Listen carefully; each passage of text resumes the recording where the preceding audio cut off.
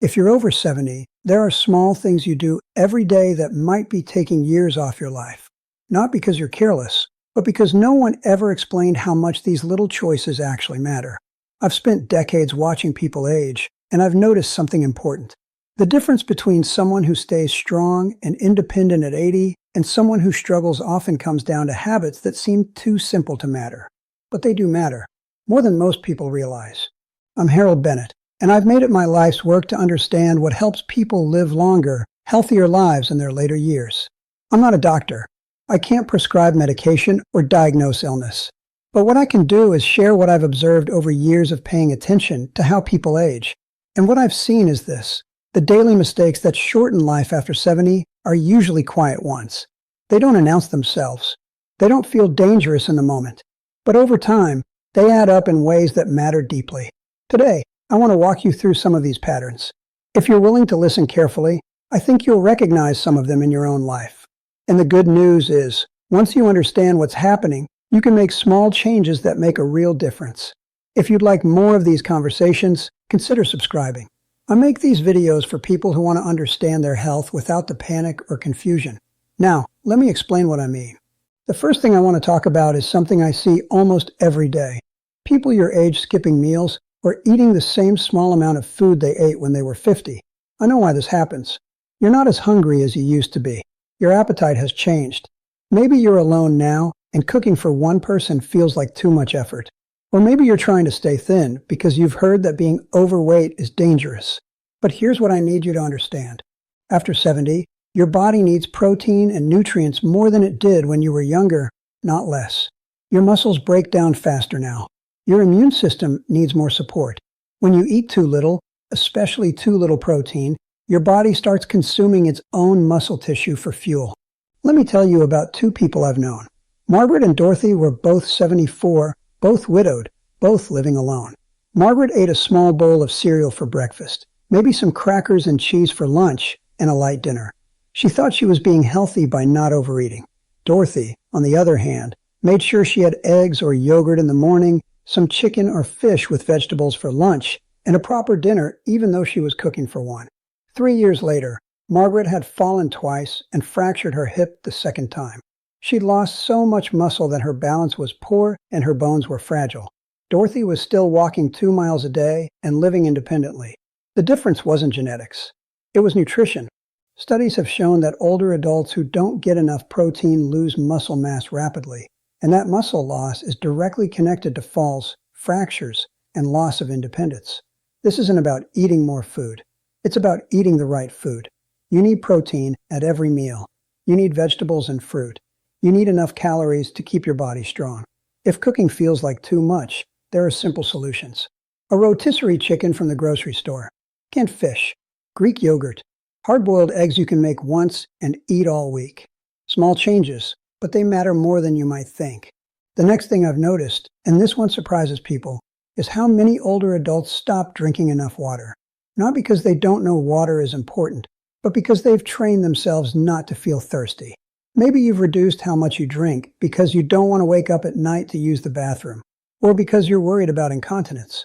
I understand those concerns. But here's the truth. Dehydration after 70 is dangerous in ways that aren't obvious until something goes wrong. When you're dehydrated, your blood gets thicker. Your heart has to work harder to pump it.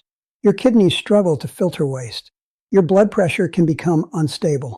Your mind gets foggy, and people might think it's dementia when it's actually just dehydration. I've seen people end up in a hospital, confused and weak, and the doctors find that the main problem is they haven't been drinking enough water for weeks. Think about Joe and Frank, both 76, both with similar health backgrounds. Joe drank maybe 1 glass of water a day, sometimes less. He'd have his coffee in the morning, and that was about it.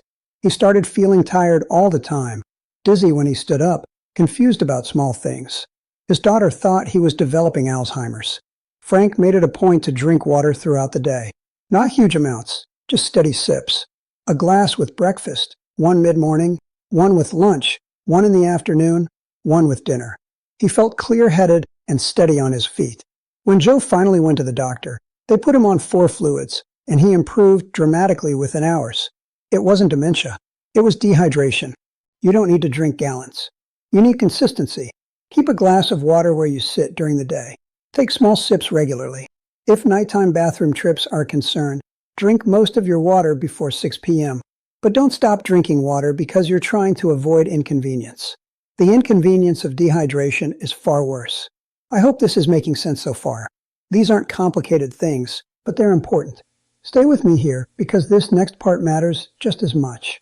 The third mistake I see, and it's one of the most damaging, is people your age sitting for most of the day. I know you're tired. I know your joints hurt. I know that getting up and moving feels harder than it used to. But what I need you to understand is this. Sitting for long periods isn't just uncomfortable for your body. It's actively harmful. When you sit for hours without moving, your blood pools in your legs. Your circulation slows down. Your muscles weaken. Blood clots can form. Your blood sugar rises even if you haven't eaten anything. Research tells us that prolonged sitting is connected to shorter lifespan, independent of other factors. Let me give you an example. Carol and Nancy were both 72, both retired, both dealing with arthritis. Carol spent most of her day in her recliner watching television. She'd get up for meals and to use the bathroom, but otherwise, she sat. Nancy also watched television, but she made herself get up every hour. She'd walk to the kitchen and back. She'd stand and stretch. She'd move around for just a few minutes before sitting back down. After 2 years, Carol had developed circulation problems in her legs, and her mobility had declined so much she needed a walker. Nancy was still getting around on her own, driving herself to appointments, managing her home. The difference wasn't that Nancy was in better shape to begin with. The difference was movement. Small, frequent movement throughout the day. You don't need to exercise for an hour.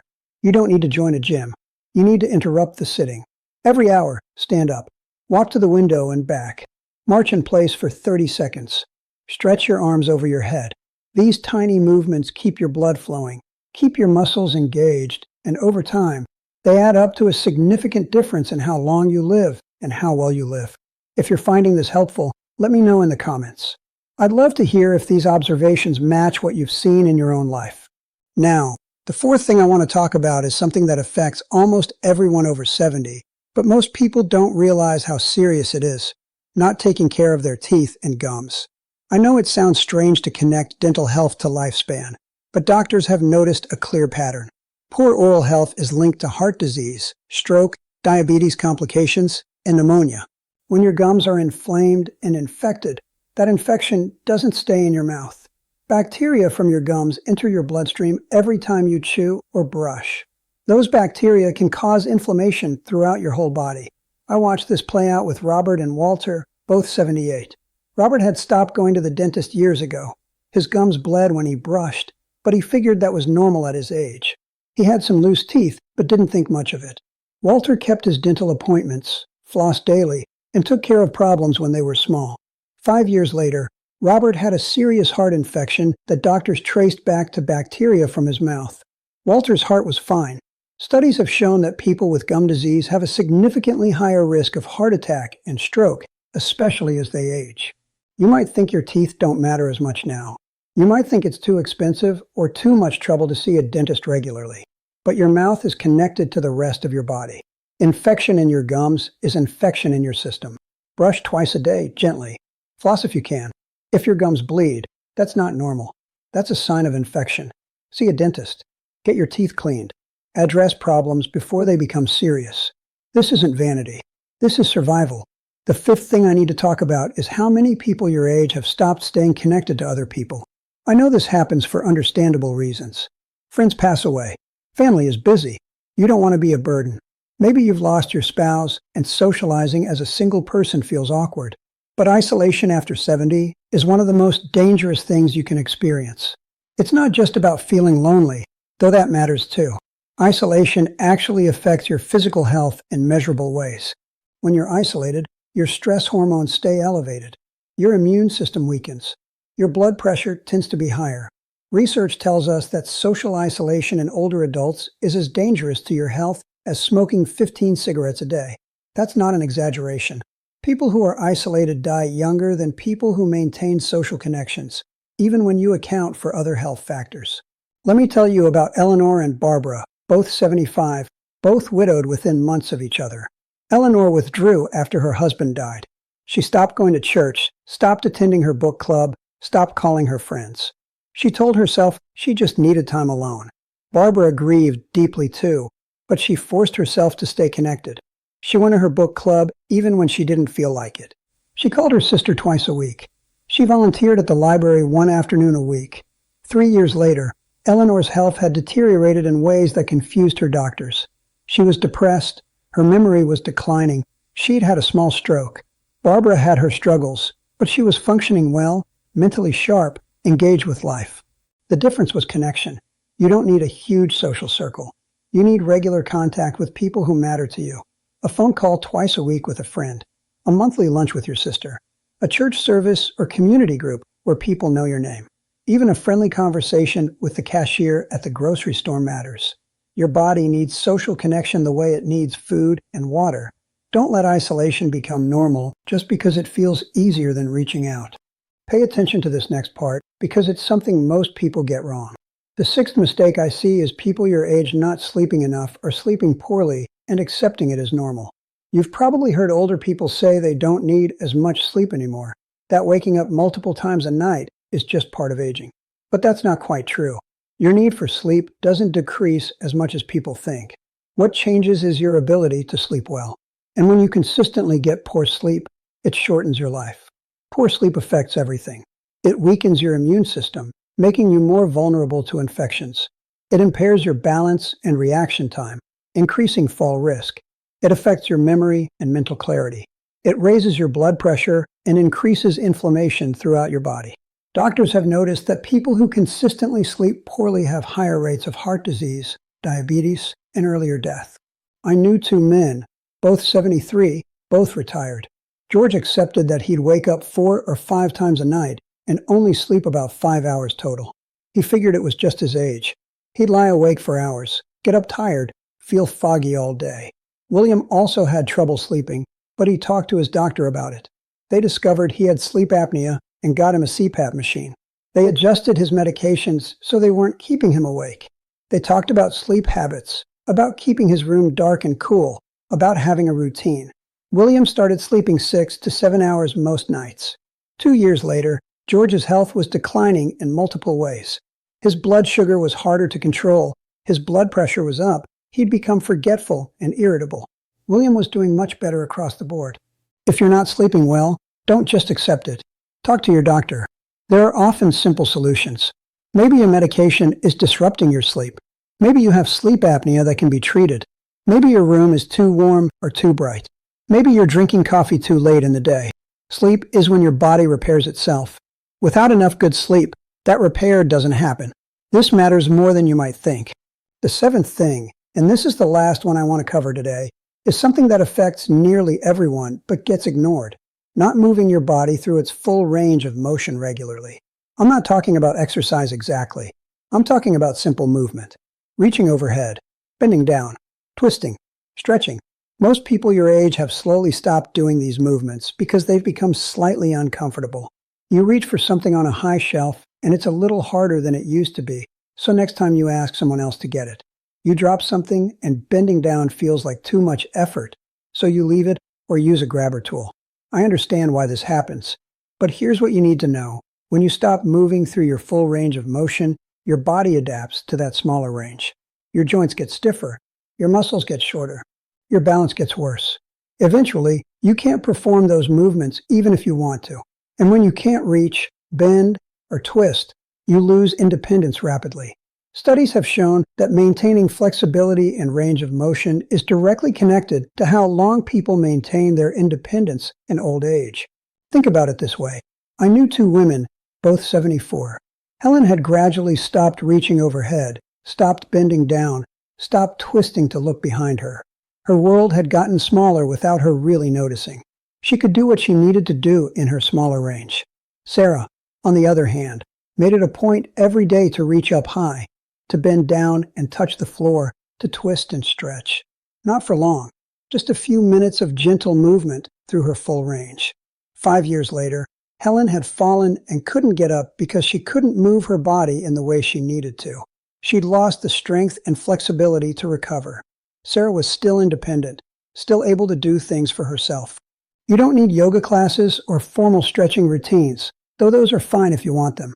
You just need to move through your full range every day. Reach up high, bend down low, twist to both sides. Gently, carefully, but regularly. Your body will maintain what you use and lose what you don't. Keep using your full range of motion, and you'll keep your independence longer. I hope these observations have been helpful to you. I know they're simple things, but that's exactly why they matter. The mistakes that quietly shorten life after 70 aren't dramatic. They're small, daily choices that seem harmless in the moment, but add up over time. Not eating enough protein, not drinking enough water, sitting too much, neglecting your teeth and gums, becoming isolated, accepting poor sleep, stopping full range of motion. The good news is that all of these are within your control. You can make different choices starting today. You can eat a hard-boiled egg with breakfast tomorrow. You can drink a glass of water mid-morning. You can stand up and walk to the window once an hour. You can call a friend this week. You can talk to your doctor about your sleep. You can reach overhead and bend down gently every morning. You're not helpless in this. You're capable of change, even now. Small changes, yes, but meaningful ones. I'd love to hear your thoughts on this. If something I've said today resonated with you, or if you've noticed these patterns in your own life, let me know in the comments. And if you know someone who might benefit from hearing this, please share it with them. If you'd like more of these conversations, consider subscribing. I'll keep making these videos as long as they're helpful. Take care of yourself. You matter more than you know.